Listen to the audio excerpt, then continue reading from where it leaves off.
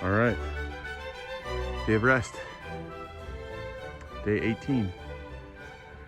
Heard some animal noises this morning, so Bingley wanted to check it out. I thought I'd check it out too. We're back to the corner.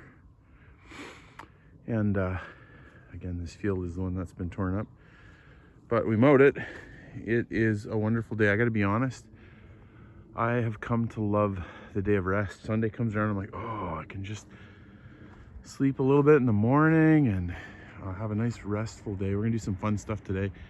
We're going to the Christmas market tonight. We're gonna have our dinner at the Christmas market. If you're new to our videos, we had a friend who sponsored us to go out to eat each night and to put it on the video. And it's a very, very thoughtful gift, and we've been enjoying it so much.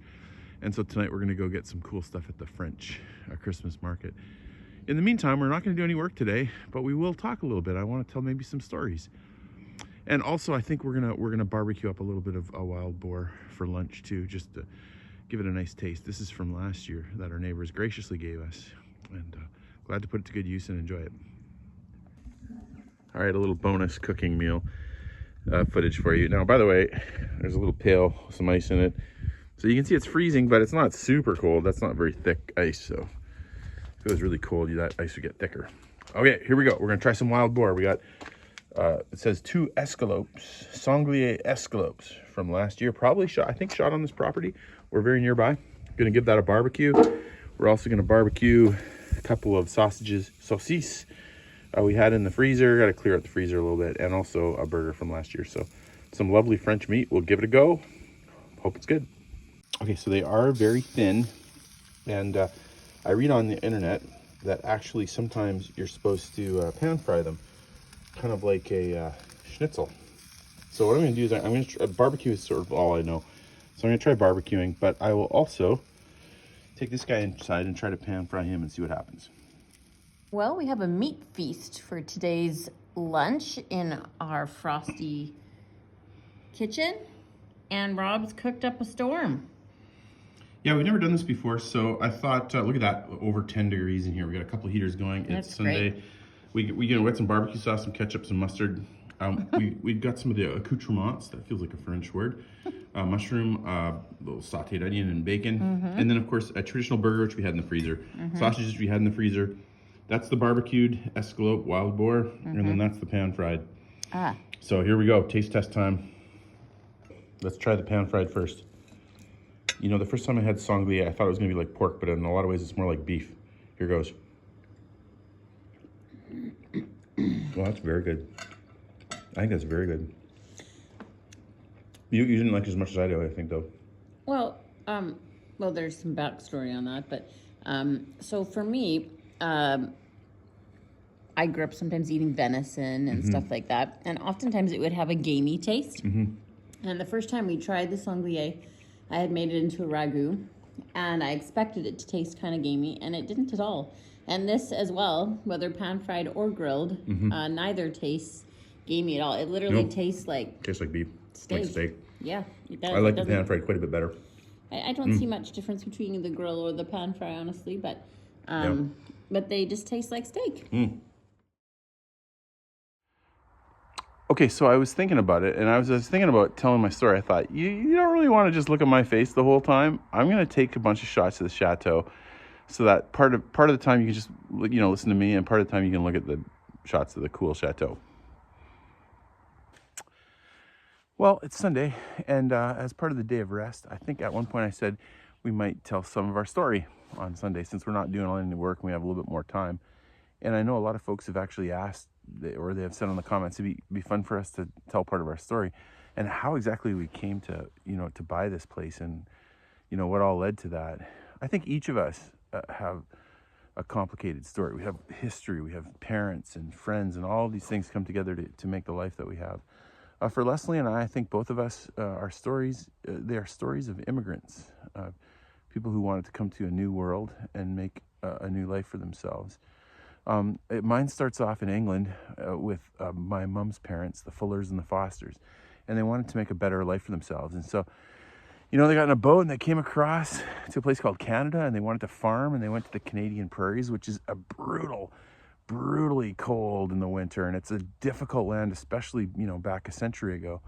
And so they worked really hard. You know, I remember seeing one of their first houses when they came over. It was a mud house. Couldn't believe it until I saw it. Back in the very old days, they would make these things called sod houses, and they would cut the grass, and then they would just take the sod and stack it up, and that's how they build the walls and put a roof over it. And that's how they started. Now, this house was a little nicer. They actually had a wood siding on the outside, but the inside was mud. It was incredible. And so they were hard-working folks. On my dad's side, my grandma came over from Norway. Soyland was her last name. And she, this story is amazing to me. She was 14, and her family said, let's send her over to the New World, and she can start to make a life for us. And so they put her on a boat at 14. She goes across the sea, and she's supposed to get on a train when she gets to Canada and take a several-day train ride to a place called Manitoba, which is also very cold, and so thousands of miles. So she takes the train, she takes the boat, gets on the train, she arrives in Manitoba, and nobody meets her. Can you imagine? She's 14, and she's all alone in the New World. No phones, you know, no email, no letters. What's she gonna do? So she starts to make a life for herself. She decides to become a live-in servant for rich people, and she works there and takes care of herself. And by the way, she also becomes an excellent cook and a good decorator, and she knows how to take care of a house. She really developed her skills.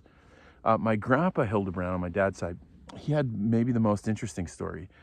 His parents, his family was German Mennonites, and I think Catherine the Great had invited them over to Russia to help farm because there had been starvation in Russia, and so they were very good farmers. They all came over there, and it was great. But the Mennonites are pacifists, so you know, they don't like the fighting, and they end up moving a lot because sometimes when a war breaks out, they're not going to fight, so they take off. And it just so happened that they get to Russia, technically Ukraine, by the way, around the Black Sea, about the time of the communist revolution, the Bolshevik revolution. And so here they are as kind of wealthy landowners, hardworking farmers, and the White Army and the Red Army, both of them hate them. You know, one of them hates them for being religious, and one hates them for being rich.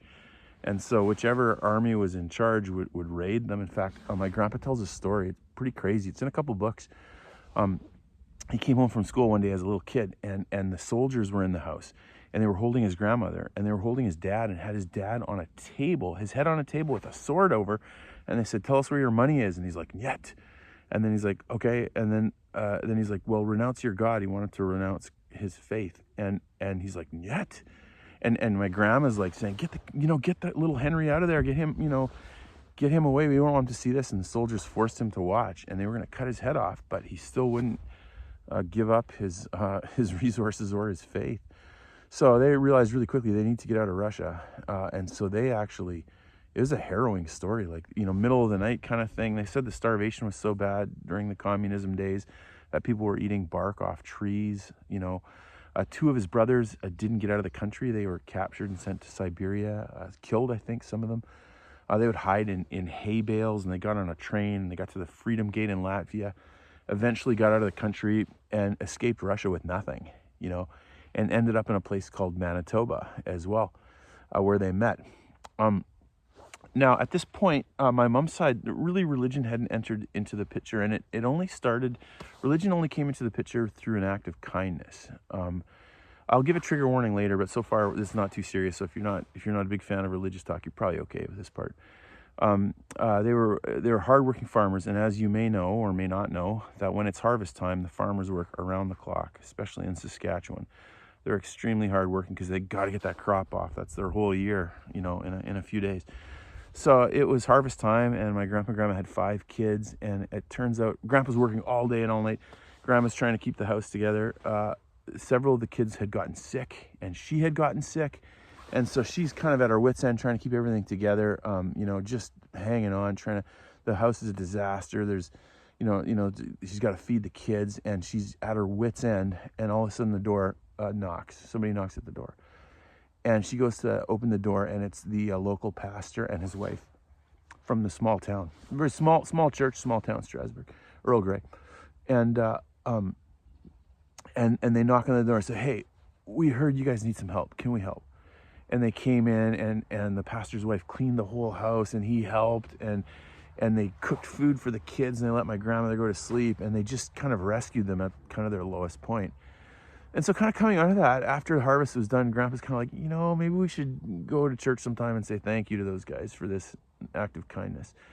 And sure enough, they went to the service, and the words from the Bible resonated in their hearts. And kind of that was the end of that story. They became Christians, and their whole life trajectory sort of changed. My grandpa Hildebrand and grandma Hildebrand on my dad's side, he ended up, they ended up coming to Canada. And so he ended up going to a school called Winnipeg Bible College back in the day, Providence Theological Seminary now. And so he and my grandma met, and he liked her right away, but she wasn't so sure. And so he had to work a little bit, I think, to convince her that he was a good guy.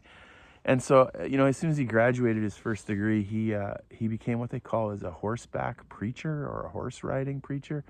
All these little small towns in Saskatchewan, in Manitoba, and not very many churches. And so he would get on a horse and he'd go preach at a church, and then he'd go to another place and another place. And I think he went between 7 different, maybe a circuit riding preacher, something like that. So, I mean, no house really, no possessions, just kind of the guitar on your back and your horse, and that's it. Crazy life. But he told the story in one of his books about how sometimes he went to this one town, and there was actually a communist party in Canada, and the communist party would organize kind of like protests of the religious services because they didn't like religion. And so he got up to preach, and then as soon as he started, all the adults turned their chairs around right while he's talking, and they start having loud conversations, kind of rude, kind of openly disrespectful. But while my grandpa's doing this talk, he noticed that the young kids were sitting there listening to him. And so at that point, his life made a change. He said, I want to work with young people. And so a couple of years later, a bunch of older folks in a town called Briarcrest, Saskatchewan, wrote him and said, hey, we heard you're doing good stuff with this circuit riding preaching. And we're wondering if we want to start a school for our kids, just a small school. We're wondering if you'd come be a teacher. And so he thought about it. And by that point, he and I think my grandma had gotten married or were close to it. And they came and checked it out, and they said, sure, we'll do it. He was kind of reluctant, but he finally got into it. And they started off with 13 students. Small school. I think as the years went on, they got 20, and then they had 50. Pretty soon they had 100 students. World War II happened. And of course, all the guys were going away. But then as the war came to an end, all these guys were coming and they wanted to go to school. And so they had lots of students, like maybe 150 or maybe even 200. I'm fuzzy on the numbers, or at least on the trajectory. And so they're like, what are we going to do? And very fortunately, God brought another man, Mr. Whitaker, who was a really good businessman, into the picture. And he said, hey, he helped my grandpa. And he said, hey, I can help you with the business. And there was a bunch of guys that did this all together. But basically, they found a World War II base, a British World War II base, a RAF or Canadian Royal Air Force training base from World War II. And they were trying to sell it for $1 million. This whole military base in the middle of the Canadian prairies, a place called Cairnport. And so they didn't have $1 million, and so they negotiated, and they eventually bought the whole air base for $50,000. This is again back in 1946 or something, so still a lot of money. And so they moved on, and then the school just grew and grew, and things went well. It's actually kind of cool. He taught there for, I think he was the president for 42 years. And towards the end of his career, he actually got a medal from the Queen Elizabeth. And he got something called the Order of Canada, which is a big deal in Canada. And I remember that because I remember what he said when he got that. In his speech, he said that he couldn't believe that the same thing that they almost got killed for in Russia, he was now getting a medal for in Canada. And so religious freedom was definitely a big deal to him. Well, it just so happened that my mom ended up coming to that school. And my dad was, of course, going to that school because his parents were teaching there. And so they met each other in high school, and they were initially sort of competitors. My dad was really good at school. He was really quite bright. And so he was a valedictorian a number of years in a row. And then my mom came in, and she was really hardworking and ambitious and kind of driven and really forceful, beautiful lady. And my mom. And so she came in, and actually she won the valedictorian one year. And so they were sort of competitors, and well, they fell in love. And happily for me, they ended up getting married. And they both they went off and did their doctorates and masters, those type of degrees. Doctorate for my dad, master's for my mom. And they ended up teaching at the same school, which is where I was born, in a place called Moose Jaw, Saskatchewan. Yes, I was born in Moose Jaw. Hopefully you're going to hear Leslie's story too. It's really cool. And so here I am growing up in this little town. The whole town is the school. So it was a beautiful place to grow up. Like, we didn't lock our doors. People were kind. It was very friendly. It was a religious school. And so, I had a smart dad and a smart mom. And I think maybe going to elementary school, some of the kids thought, well, or the teachers thought, well, this guy should be all right. He's got these good parents. And so I went to school, but I was not good at school. A, I was left-handed, and B, I was extremely distracted. They call it, I think, ADHD now. Back then, they called it hyperactive. And so, we'd be sitting in class, and the teacher would be going, wah, wah, wah, wah, wah, wah, wah, about something. And I'd be just kind of like gazing up. I'm like, I wonder if you can make this building into a boat. Or I wonder where the best place to hide in a nuclear holocaust would be. I just have all these, I'm completely distracted, and I can't stay with it for the life of me. And so, I struggled in all my classes, but especially one class, math, which is ironic because I actually can do math now. But for the life of me, they would be talking, and I wouldn't be listening, and then, and I would just, I was failing that thing, and so I was kind of giving up on school until I had a great teacher around grade 5, grade 6, Mrs. Weeb, I think was her name, if I remember correctly.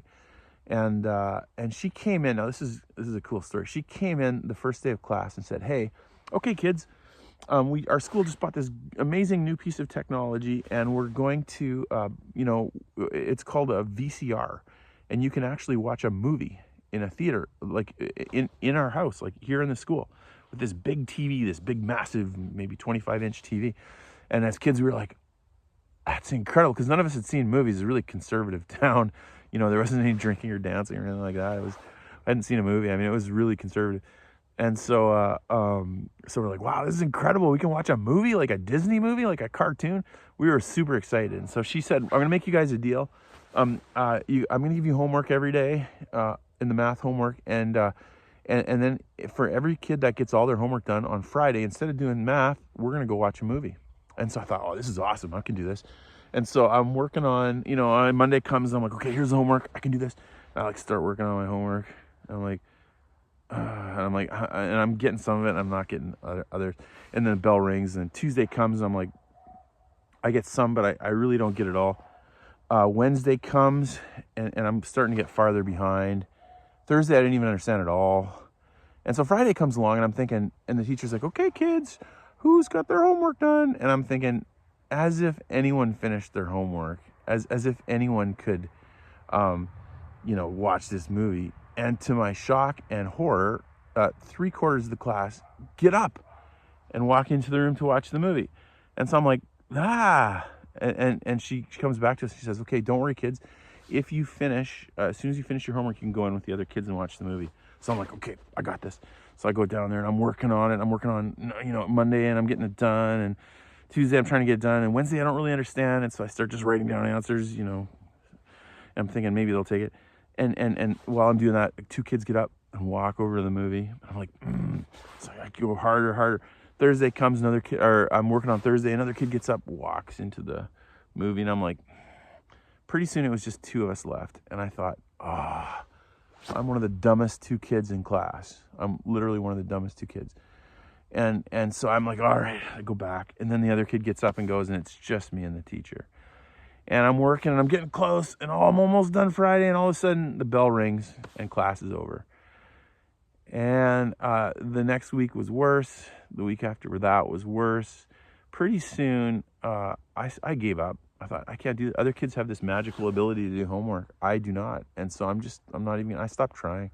We had these spiral coil notebooks, and I had this math book, and I started to become ashamed of it because every page was full of like red X's and crossed out stuff and not good enough, and why aren't you smart like your parents? They didn't say that, but that's what it felt like to me. And I thought, and I would hide that book on the bottom of my desk so that kids wouldn't see it. If I had to carry it around, I would cover it with other things because I didn't want people to realize.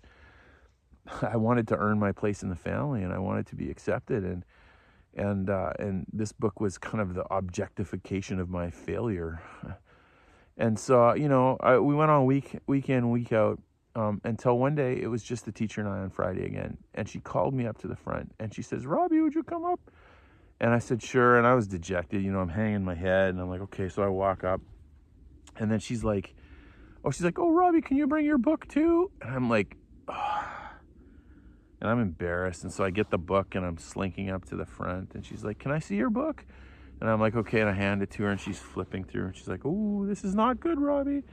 You know, there's a lot. And she's like, I don't know if you're going to finish. I don't know if there's so much stuff here. I don't know if you're going to be able to finish it by the end of the year. And then I'm thinking, am I going to fail? Am I going to fail? And she's like, and she looks, she's flipping through the book and she's like, Robbie, I want to make you a deal. And she takes the book and she throws it in the garbage. And she says, I'm going to throw out this book, Robbie. And I'm going to give you a new book. I'm going to give you what is called a loose leaf binder. And every day, Robbie, we're going to give you one piece of paper. And all the kids are going to get the same homework. You're going to get the same homework as all these other kids. And some of them may finish it, but Robbie, may or may not finish it. If you can, finish it. But if you can't, I've talked to your mom. And you go home, and you guys are going to sit at the kitchen table. And you're going to work on that homework until you finish it. And then the next day, you're going to come into school 5 minutes before anybody else. You're going to show me that paper. We're going to talk through it. I'm going to make sure you understand it. She goes, Robbie, you're going to do that Monday. You're going to do that Tuesday, Wednesday, Thursday, and Friday, Robbie, you are going to watch that movie with those other kids. And sure enough, from that day on, I saw the movie for the rest of the year. From that day on through the rest of my elementary school and my high school and my undergraduate degree and my master's degree and my doctorate, I never had another late assignment. Because she believed in me and she gave me hope and a second chance. Now, here's your religious trigger warning. Sometimes I speak at camps to kids, and to me, this is such a beautiful thing because this is exactly Christianity, right? This is the whole idea of Jesus coming and giving us a chance when we've all kind of messed up. And he said, look, I'll forgive your sins. Let's start again. That's one of the genius things about Christianity. And so, end of trigger warning. And so for me, that gave me hope. And I remember early on in those years thinking, I think I might want to be a teacher because I know how hard it was for me. And I knew it was hard for other kids. And I thought, I want to teach in a way that can help these other kids learn and grow. So that's the first part of my story. Some really cool stuff in the second part. We'll hit it next Sunday. And eventually I'll probably edit these all together so we can put them into one video. But thanks for listening and thanks for sticking around. Next, we're going to go to the Christmas market and have some supper. It's going to be awesome. Somebody's excited. All right, we're off to the Christmas market. Leslie is going to be our guide. Mr. Bingley's coming along. I don't know any more than you do. I know, but I know that we're going to be chilly. You have style and fashion. It's called Wear Warm Clothes. Okay, guys, we're at the Marche de Noël in Angers. It is popping tonight. Everybody's here. Everybody's here. It's a big party. Let's go take a look. Big party. A lot of people. We're going to try to find some cool places to eat. And there are lots here. Lots of interesting things. Very beautiful. Christmas market. We've had this before. You see those big cheese blocks? They've got heaters in front of them, and they scrape the cheese onto potatoes and other things. Here's our sandwich. We're going to start with some of these nice cheesy potatoes. Taste. What is it? Potatoes?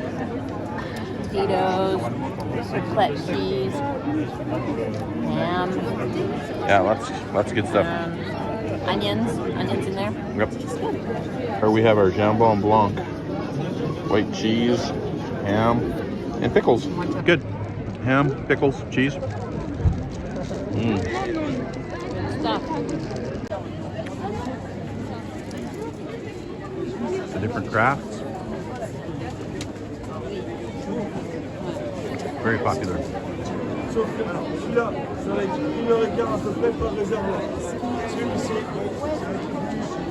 All right, here you have your vin chaude, your hot wine, or your hot chocolate is what we're going to go for. Try to get one. We found the hot chocolate. And then you've got options for crepes or churros. But the churro line is massive. Massive line. Here we have chestnuts roasting on the fire. Cool. You know, it's funny, whenever you see disaster movies, you see all these people on the streets. And growing up in Canada, I was always like, where are these people coming from? And now I'm in Europe, I kind of get it. Yeah, okay, there are some places that there's more people. And what Christmas market would be complete without Father Christmas?